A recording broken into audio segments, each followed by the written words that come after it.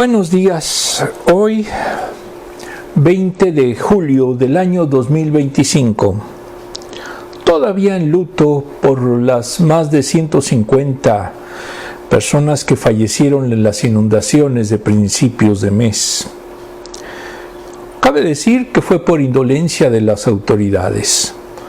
2 veces se pidió un sistema de alarmas para este tipo de inundaciones y el actual gobernador las 2 veces las negó.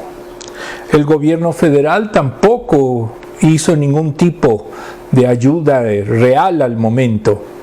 Y es triste ver que prefieren tener más guetos para indocumentados que invertir en la seguridad de esas almas que hoy están en su momento enluteciendo a gran cantidad de los tejanos.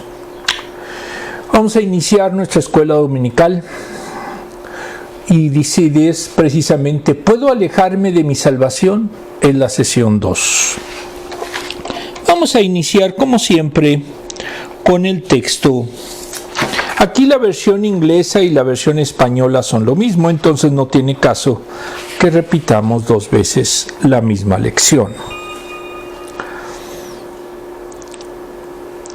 La idea central es una verdadera relación con Cristo, se ve en nuestra perseverancia. Aplicación para la vida. Puede que no seas alguien que se rinde fácilmente, pero todos dejamos de hacer algunas cosas de vez en cuando. Para algunos es un pasatiempo que no han practicado en años. Vamos a poner el post que tiene en su momento la lección, que es el de la izquierda, y un mensaje que es el de la derecha. Dice, para algunos es un pasatiempo que no han practicado en años, o podría ser una película que no logra captar tu interés. Otros renuncian a sus trabajos, desafortunadamente, algunas personas abandonan a sus familias. Pero, ¿puede una persona dejar de ser cristiano? Si te has comprometido genuinamente con Jesús y has nacido de nuevo por su gracia, puedes dejar de ser cristiano. Y si pecas, esto significa que pierdes tu salvación. Tal vez sea mejor preguntar por qué algún verdadero discípulo se apartaría de seguir a Jesús. Estas son preguntas difíciles y se complican aún más por un pasaje desafiante en la Biblia que algunas interpretan como si los cristianos pudieran apartarse de su fe. Pero debemos recordar 2 principios importantes de interpretación bíblica. Primero, debemos interpretar los versículos en su contexto, estudiando los versículos que los preceden y los que los siguen. Segundo, necesitamos interpretar esos versículos a la luz de lo que dice el resto de la Biblia. Utilicemos estos 2 principios para descubrir las respuestas a las preguntas anteriores.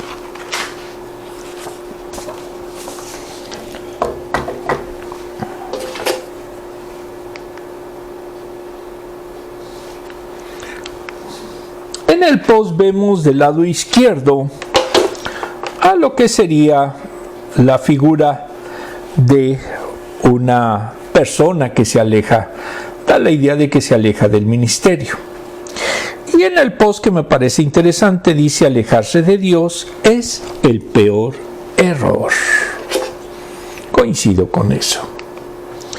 Vamos a ver ahora los versículos.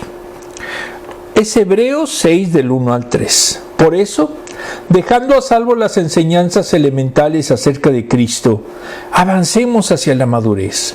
No volvamos a poner los fundamentos, tal como el arrepentimiento de las obras que conducen a la muerte, la fe en Dios,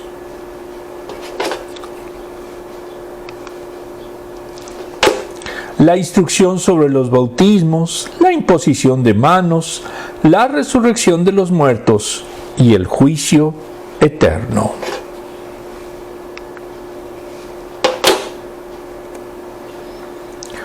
Así procederemos si Dios lo permite.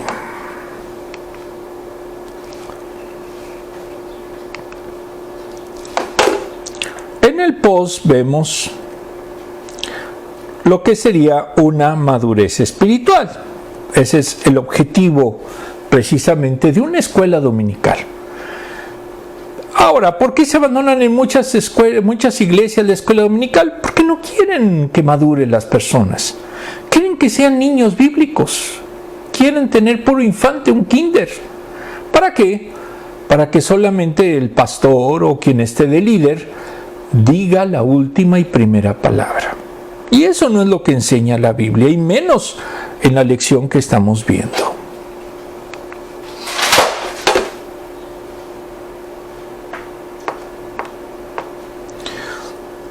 Contexto. En el libro de Hebreos, versículo 1, en el libro de Hebreos de Samuel Pérez Millós, editorial CLIE, a los versículos 1 a 3 los llama necesidad de crecimiento. Entraña dejar la enseñanza inicial sobre Cristo que recibieron cuando fueron convertidos. Pablo incluso dijo que es bueno repasarla, Filipenses 3:1. Entonces busca que pasen al estudio y profundización de temas más densos.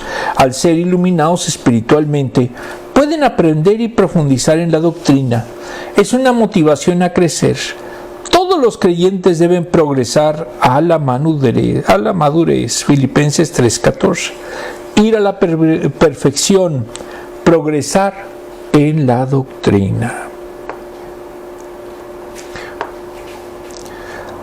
El arrepentimiento y la fe no deben separarse, porque son precisas las dos para la salvación.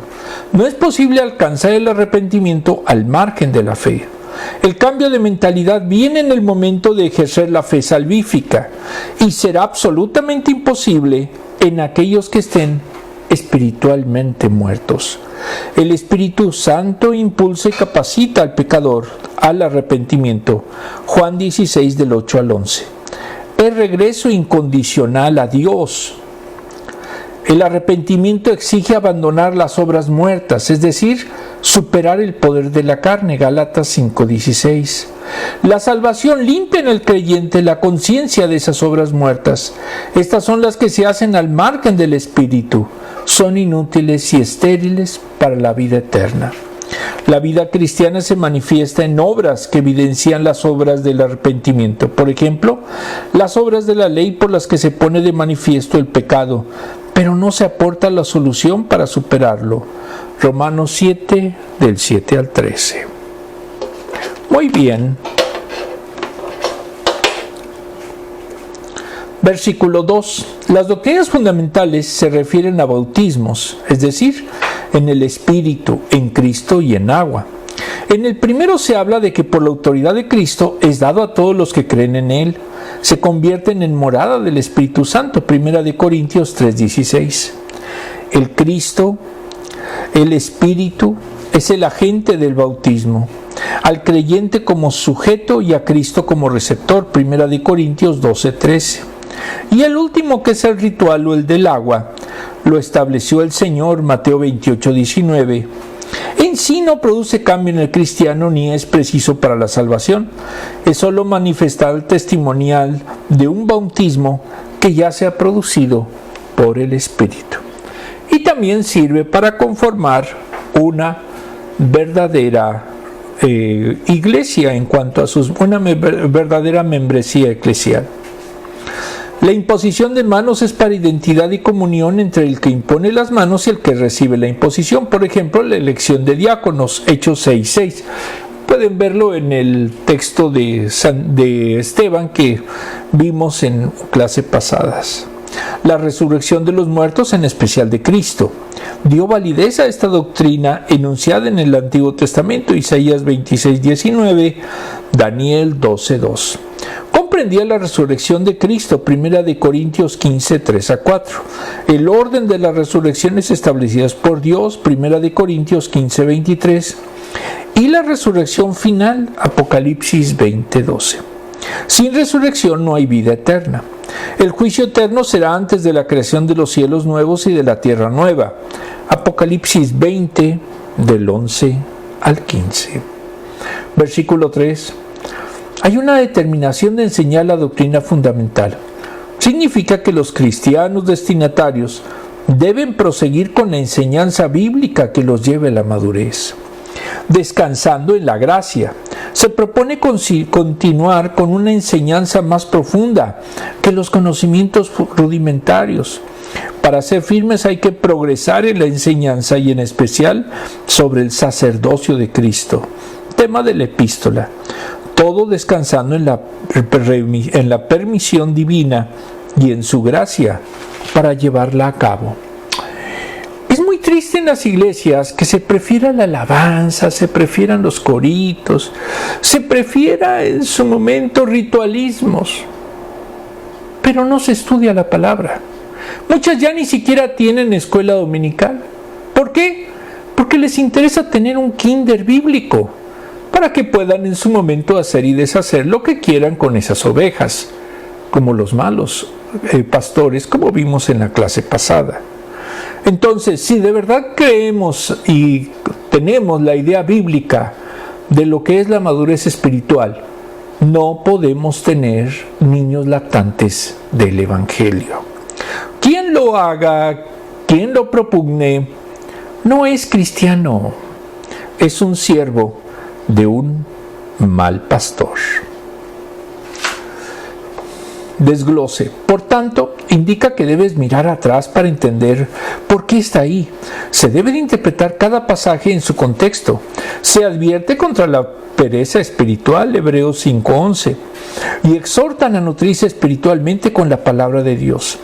Es para cristianos que buscan vivir su fe. Deben dejar de ser perezosos en aprender la palabra y comiencen a ponerla en práctica. Yo conozco muchos. El objetivo es alcanzar la madurez espiritual por medio de la leche y el alimento sólido. 5, 13 y 14. Ya dijimos que cuando no digamos de qué epístola es de la que estamos viendo en este caso de Hebreos. Y ser transformados. Se dirigieron a cristianos, es avanzar más allá de las enseñanzas elementales sobre Jesús. Deben construir sobre este fundamento y seguir adelante hasta la perfección. 6.1.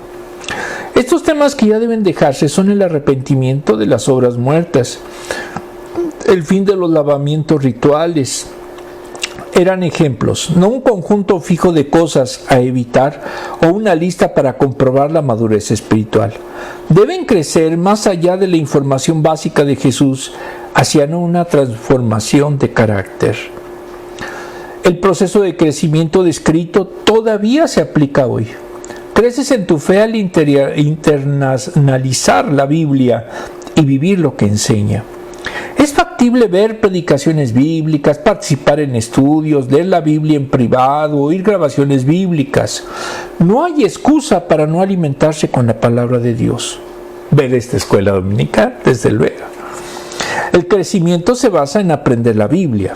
No es solo acumular información, se busca que la Biblia te transforme cuando la pones en práctica y la vives. Se dice, debes amar a tu cónyuge de manera sacrificial. Tu matrimonio no mejorará hasta que lo hagas. La Biblia llama a ser generosos, pero la evidencia debe reflejarse en tu cuenta bancaria y no ser un mezquino. Y en cuanto ayudes realmente a tu prójimo, avanza más allá de lo básico y vive transformando. Pasa de Jesús me ama a voy a amar a los demás como Él me ama a mí. Es demostrar la validez de tu salvación. Vamos a ver ahora las preguntas.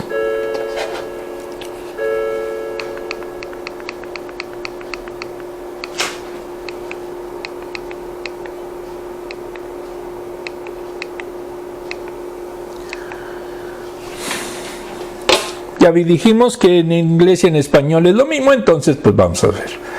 ¿Qué es algo de lo que te alegra no haberte rendido? Pues estar aquí en este país, al que amo, es mi patria. Y gracias a mi esposa y a todos los esfuerzos de mucha gente, reitero, en especial ella, pues ya soy ciudadano de Estados Unidos y tejano además a mucha honra. Por eso me enoja las tonterías que hace este gobierno. ¿Qué ha sido lo más útil para tu crecimiento como creyente? El ir al seminario, al Southwestern Baptist Theological Seminary, terminar una maestría que se hace normalmente en 3-4 años, en 2 años, y sobre todo, practicarle en las iglesias que así me lo han permitido. Por cierto, si hay alguna iglesia que se interese en que esté, me avisa.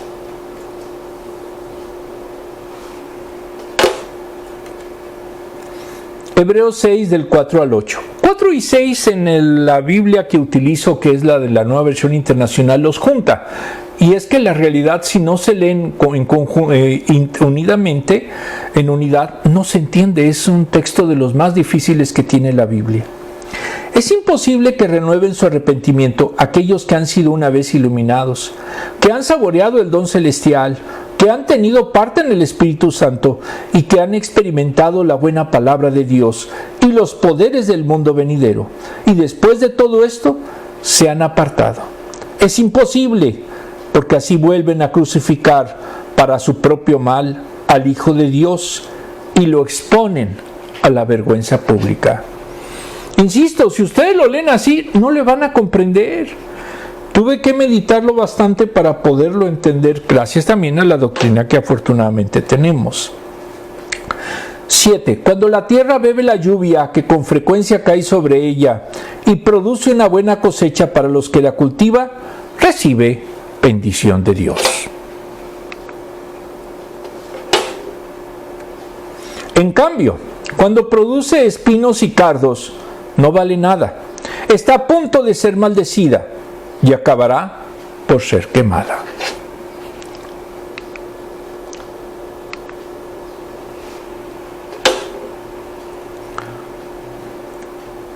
Estos son los espinos y cardos.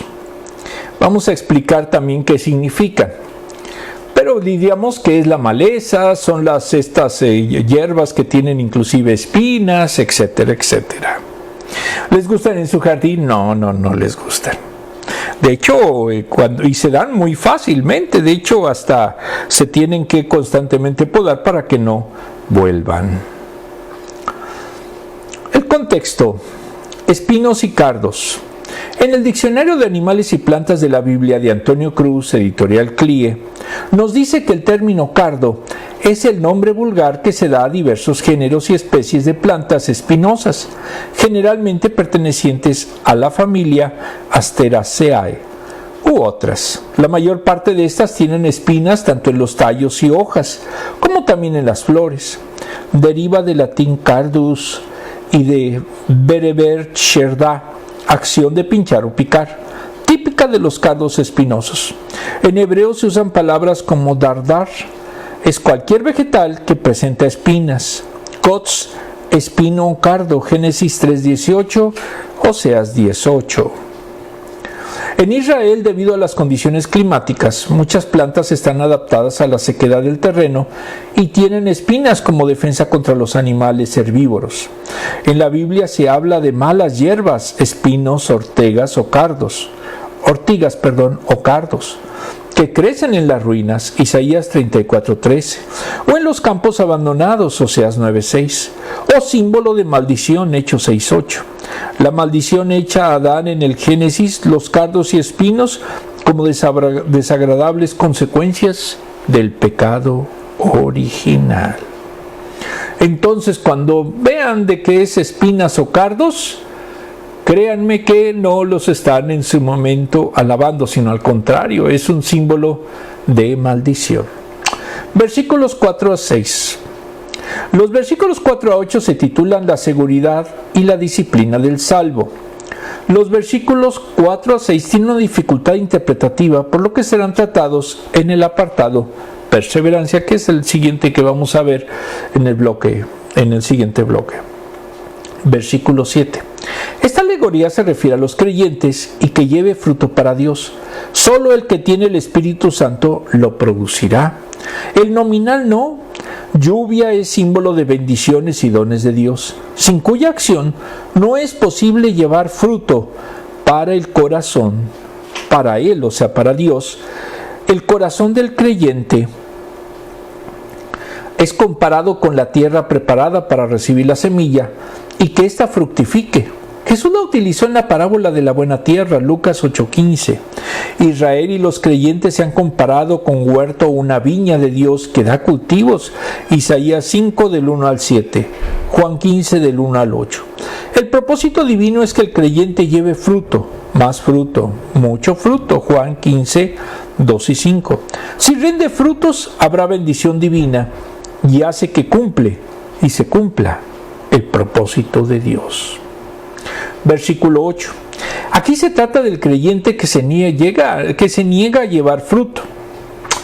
Hay muchos creyentes que tienen mucho potencial, pero se queda en eso, en potencial, y no hacen nada en la iglesia, están de espectadores. Eso sí, si hay pachanga, de inmediato son los primeros en levantarse la mano. Bueno, la tierra estaba perfectamente preparada, pero metafóricamente se niega a dar fruto y se vincula con la enseñanza de Cristo sobre el pámpano, que sin él no lleva fruto. Lo quitará y será echado al fuego. Juan 15, del 2 al 6. No perderán su salvación, pero sí su vida de relación con Dios. Por lo tanto, serán estériles a pesar de tener lo necesario para llevar fruto. Primera de Corintios 9, del 26 al 27. Se dirige a los creyentes que se han estancado en su fe y por ende no dan fruto para Dios.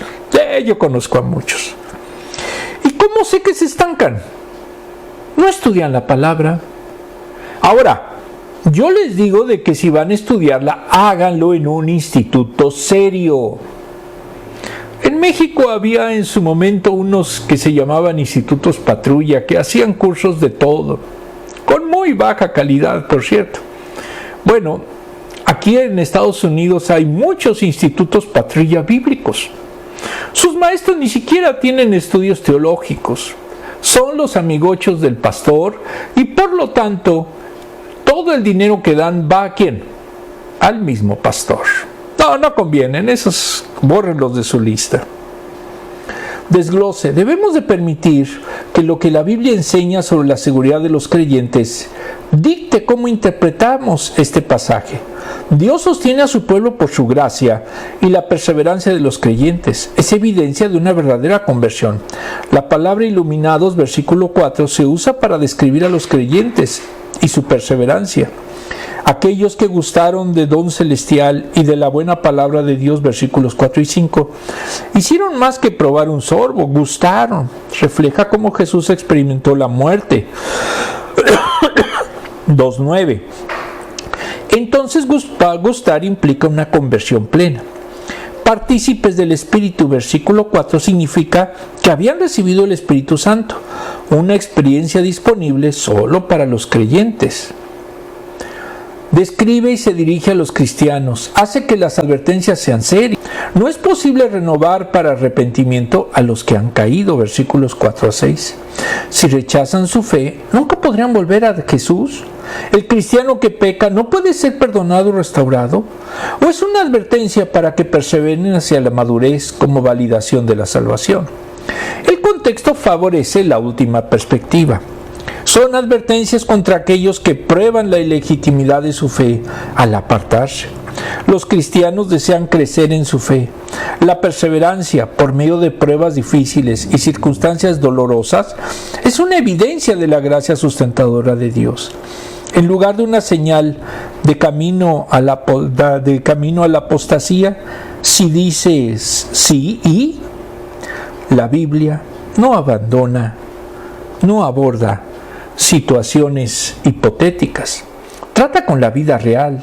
Y sabemos que Dios sostiene a los cristianos verdaderos en su fe. Hay que luchar contra el pecado y crecer espiritualmente. No es una evidencia de apostasía, sino de autenticidad. Ningún verdadero creyente rechaza su fe. Crecen en ella, no importa cuán difícil sea, y prestamos atención a las advertencias sobre los peligros de descuidar nuestro crecimiento y determinamos nunca permitir que esas consecuencias no sucedan. Queremos ser personas fructíferas que disfrutan de las bendiciones de Dios. Amén. Muy bien, vamos ahora a ver la pregunta tercera.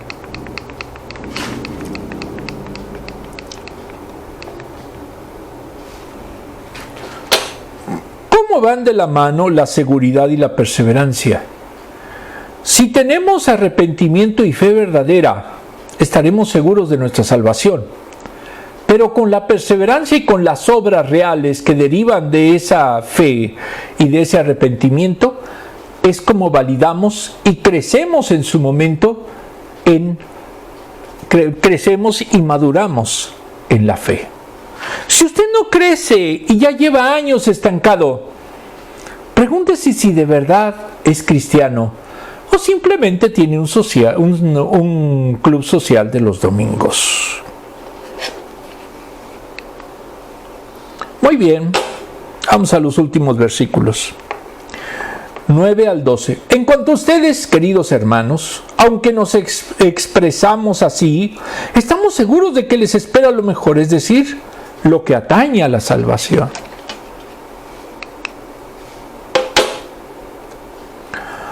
Porque Dios no es injusto como para olvidarse de las obras y del amor que, para su gloria, literal nombre, ustedes han mostrado sirviendo a los santos, como lo siguen haciendo.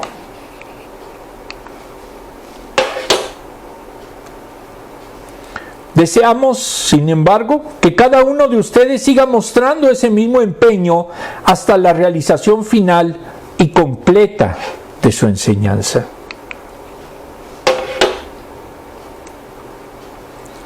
No sean perezosos. Eso sí, por favor. En México le dicen de otra forma, pero mejor así. No sean perezosos. Más bien, imiten a quienes por su fe y paciencia heredan las promesas. Y conozco muy pocos que realmente podía decir que no son perezosos. Este post es un poco de humor. No es que sea perezoso, es que disfruto mucho de no hacer nada. Y sí, yo conozco a muchos creyentes que así son. No los hacen hacer nada, pero ni en defensa propia. Contexto: perseverancia. De acuerdo al libro Teología Sistemática de Wayne Grudem, editorial Vida, nos dice que quiere decir que todos los que verdaderamente han nacido de nuevo serán guardados por el poder de Dios y perseverancia como creyentes hasta el fin de sus vidas, y que solo los que perseveran hasta el fin han nacido verdaderamente de nuevo. Implica, 1, que hay seguridad que se da a los que verdaderamente han nacido de nuevo, y les recuerda que el poder de Dios los guardará como creyentes hasta que mueran, y con esa certeza vivirán con Cristo en el cielo. En el campamento cristiano Mystic, en donde murieron muchas cristianas y muchos hermanos, insisto, por culpa de las autoridades, estoy seguro que en este momento están con nuestro Señor. Pero es triste que sea por indolencia de unos cuantos.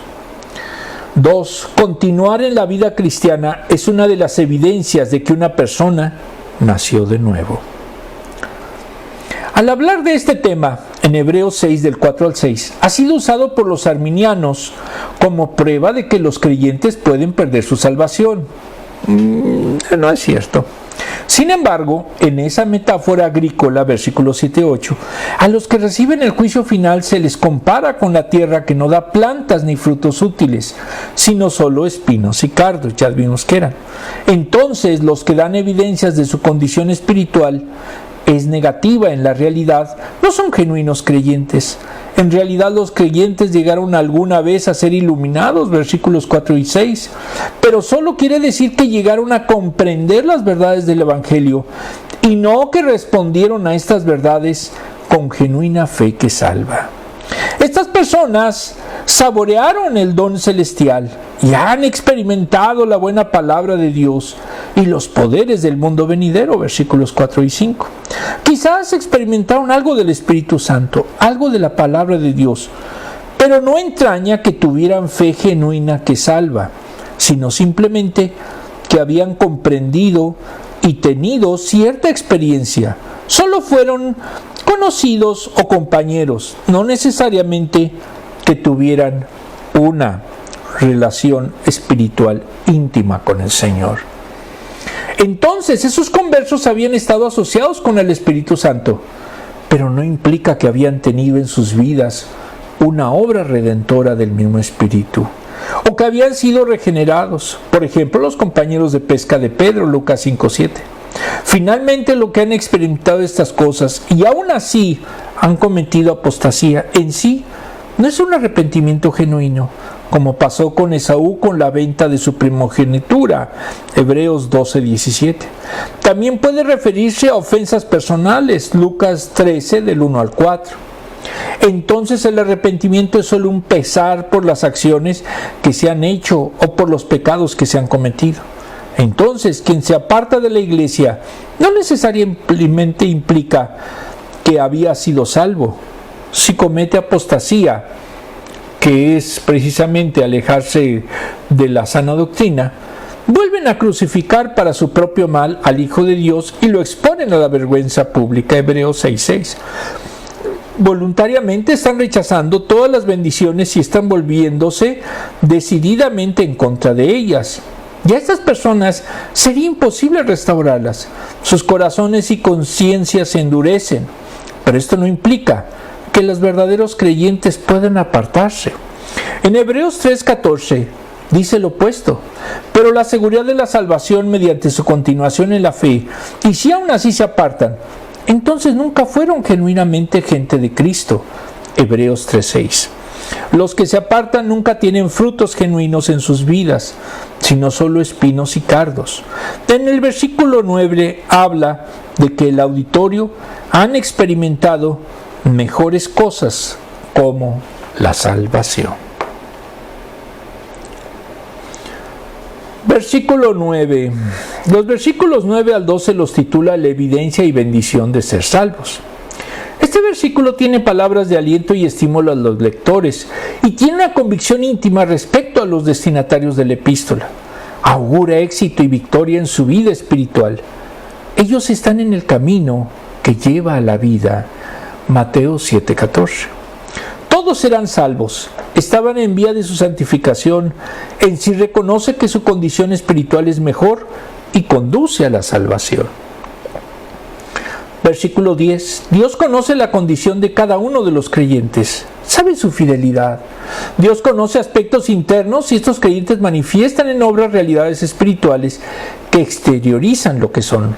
Nadie se salva por obras, pero todos los cristianos se salvan para obras de justicia, porque proceden de quien vive la vida del justo en ellos. Por eso Dios no es injusto para olvidar sus obras, y es evidencia del nuevo nacimiento, y son elemento glorificante para Dios. Mateo 5:48. Si usted es un mezquino, pues no es cristiano. ¿Por qué? Porque no sabe amar a su prójimo. Y si no sabe amar a su prójimo, pues está violando uno de los primeros mandamientos de la cristiandad. Toda fe genuina produce obras conforme a Dios. Santiago 2, del 17 al 18. Una fe que no fructifica, es muerta. Versículo 11. Los creyentes deben mantenerse vigilantes. Es un deseo vehemente hacia los destinatarios. Todos debían mostrar la misma solicitud a lo largo de toda su vida. La perseverancia de los fieles no es para alcanzar la salvación, pero es la consecuencia de haberla alcanzado. La experiencia de la salvación en obras hacia los hermanos afirma la esperanza. El verdadero cristiano nunca pierde su esperanza. No hay esperanza sin fe y no hay fe que no se convierta en fidelidad hasta el fin. La esperanza cristiana está vinculada con Cristo, Colosenses 1:27. El cristiano espera cielos nuevos, tierra nueva, donde mora la justicia. Pero toda esperanza está en Cristo y se hace posible en Él y por Él. La vida victoriosa se alcanza por fe en Jesús. Primera de Juan 5:4. Versículo 12. Algunos creyentes se están volviendo perezosos. Yo conozco algunos. En lo que se refiere a la vida cristiana, 5, 11 y 12. Pero eso sí, les encanta el chisme. Pero si dejan el interés por la palabra y la búsqueda de la madurez espiritual, trae problemas espirituales graves. Debilita al creyente hasta el punto de mantenerlo en infantilismo espiritual. Una vez un pastor me dijo de que quería que todos los integrantes de la iglesia fueran niños espirituales. No, sí, ya me imagino. Indefenso frente a las acechanzas diabólicas, Efesios 4:14. El perezoso no comienza nada y se formulan preguntas que justifican su desidia, Proverbios 6, 9 y 10. Si comienza algo, no lo termina, y Dios lo reprueba. Dios no quiere a flojos. Reflexión del libro 95 tesis para la nueva generación de Lucas Magnin, editorial CLIE. Tomamos la 16. Romper todo no significa reformar la iglesia ni cambiar el mundo, parte 1. Algunos quieren ver al mundo arder. Ay, yo conozco a un presidente, bueno. Por ejemplo, Batman, el caballero de la noche de Christopher Nolan, se ve en contradicciones llenas de anarquía y nihilismo. Nihilismo es que no tiene sentido, se va a la nada. Desde el método para purificar al pecado de Ra's al Ghul hasta el cinismo mediático de Vine, pasando por la erotización del caos social de Joker y Harvey Dent. Las películas de Nolan navegan en el mare magnum del espíritu de nuestra época. Para purgar a Occidente de sus vicios añejos, tenemos que prender fuego al mundo, incluso si nosotros mismos ardemos en el proceso. El deseo de reformar la iglesia era un grito incontenible en la cristiandad cuando Lutero apareció en escena. Uno y otro de los esfuerzos institucionales habían fracasado en la tarea de reformar. El Concilio de Constanza de 1414 al 1418, el de Basilea de 1431 a 1445 y el Quinto Concilio Lateranense, que culminó 7 meses antes de la publicación de las 95 tesis de Lutero. Todos fallaron. Por eso los reformadores rechazaron hacer las cosas por el camino del conciliarismo. Para reformarla necesitan ir más profundo, revisar con más compromiso las estructuras, llevar sus convicciones hasta las últimas consecuencias. Así empezaron a surgir en los primeros años de la Reforma un sinfín de movimientos que ponían todo en entredicho. Querían romper todo lo conocido para perseguir sin ataduras el ideal intangible de la verdadera espiritualidad. Grupos radicales creían que debía derribarse todo el edificio de la tradición cristiana. Thomas Müntzer incitó a la guerra de los campesinos, que dejó casi 150,000 muertos. Y aquí lo triste es que católicos, luteranos, todos atacaron a este movimiento y se aliaron con los señores feudales, con los príncipes de aquella época. ¿Por qué? Porque era la búsqueda de una igualdad cristiana. Me suena muy parecido a algunas cosas que pasan. Bueno, se criticó incluso la doctrina de la Trinidad, una palabra que no aparece en la Biblia y que Tertuliano acuñó a principios del siglo III. Allí vieron un punto de desviación de la iglesia. Y que siguen con los unitaristas, pues no creen en la Trinidad. Pero Lutero dijo: creo en Dios Padre Todopoderoso, Creador del cielo y de la tierra, y en Jesucristo, Hijo unigénito, nuestro Señor, y en el Espíritu Santo. Si falta uno solo de estos artículos, está perdido todo. Era consciente de que la doctrina de la Trinidad es un quebradero de cabeza para la lógica y un blanco fácil para cualquiera que se ponga en duda, pero insistió en conservar intacta su verdad e importancia. Si en otros puntos había predicado la ruptura, en este abrazó plenamente la continuidad con una verdad recibida del pasado y que está en la Escritura. Y aquí es algo muy interesante. ¿Por qué hizo esto Lutero? Porque estudió la palabra. Lo que habíamos visto anteriormente refleja lo que es el ideal de un cristiano: madurar en la fe, y al momento de que lo haga, se quita de los fanatismos y se quita de los mitos y se quita de los chismes. Se enfoca en lo que es realmente la palabra de Dios. Desglose. Va dirigida a creyentes amados, versículo 9. Expresa confianza en que avanzarían en su fe, evitando juicios recién discutidos y persiguiendo cosas mejores, versículo 9. Aquí se tiene que ver con su salvación, y lo que la valida es cómo ellos tratan a los otros cristianos. Su amor es demostrado sirviendo a otros creyentes, de manera intensa y continua. Aquí no se está en riesgo de perder su salvación, puesto su comportamiento ilustra su fe. Aunque inmadura, era viva y creciente. Termina con un estímulo para seguir adelante en el crecimiento espiritual y en el servicio. Los creyentes fueron desafiados a mostrar la misma solicitud hasta el fin, versículo 11. Hay buenos ejemplos de aquellos que perseveraron por medio de pruebas, mientras heredan las promesas de la fe y la paciencia, versículo 12. Algunas promesas son más significativas cuando somos desafiados por la dificultad. Se les advierte en cuanto a la pereza mientras buscan crecer en la vida cristiana. El crecimiento requiere un esfuerzo enfocado, por ejemplo, soldado, agricultor, embajador y constructor. Todos hablan de arduo trabajo que implica vivir como cristiano. Cambiar nuestros pensamientos, actitudes y comportamientos es difícil. Amar a otros es difícil. Dominar disciplinas, dar dinero de manera consistente, orar regularmente, adorar con frecuencia y compartir el Evangelio requiere esfuerzo. Es abrumador.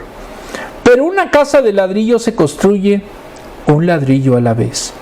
Eso da esperanza en lugar de lamentar la triste condición de mi casa espiritual. Hay que trabajar en ella un ladrillo a la vez, una cosa a la vez. Y esto hace que progresemos sin culpa falsa, ni la vergüenza de enfocarnos solo en mis defectos. Dios me ayuda a cambiar un ladrillo a la vez. Tú puedes crecer como cristiano. Tu salvación se valida por tu deseo de crecer, si participas en un estudio bíblico, etc. A medida que lo hagas, tendrás un progreso constante hacia el ser creyente más maduro que anhelas ser. No importa qué edad tengas, todavía puedes crecer y cambiar. La maestría la hice a los 59 años. ¿Ya no quiere? A ver, no quiere cambiar, ¿verdad? ¿Qué dice ahí? El texto, perseverancia. Entonces falta más todavía. A ver, ya están cambiando.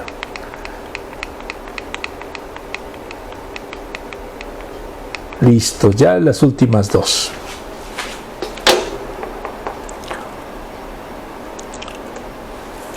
¿Cómo se ve la diligencia en nuestra fe? Siendo constantes. Cuando ustedes, por ejemplo, inician un estudio bíblico y dicen de repente, ya me dio flojera, eso no es constancia, eso no es perseverancia. ¿Cuáles son algunas maneras en que nuestro grupo se ayuda a perseverar? Bueno, en las iglesias en las que me han querido y he tenido la ocasión de participar, lo fundamental es ser fraternos entre nosotros. Si somos fraternos, puede haber mayor convivencia y puede haber mayor perseverancia. Pero cuando hay egoísmos, cuando interesan otras cosas diferentes al Evangelio, pues no hay en su momento verdadero crecimiento y hay muy poco estímulo para crecer y madurar. Vamos con el último versículo. Todos, Hebreos 10:36. Ustedes necesitan perseverar para que después de haber cumplido la voluntad de Dios, reciban lo que Él ha prometido. Hebreos 10:36. Vamos a hacer una última oración.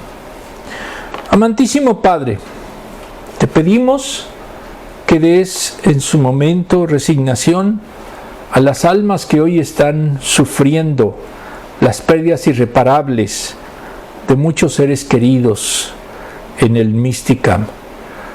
Señor, ayuda a que esas víctimas sean voces en contra de la indolencia del gobierno local y federal, para que no se olvide que tú, Señor, a ellas sí las proteges y que habrás de castigar muy severamente a los que han propiciado esa catástrofe. Todo esto, Señor, te lo pido en el sagrado nombre de nuestro Señor Jesucristo. Amén. Nos vemos el próximo domingo.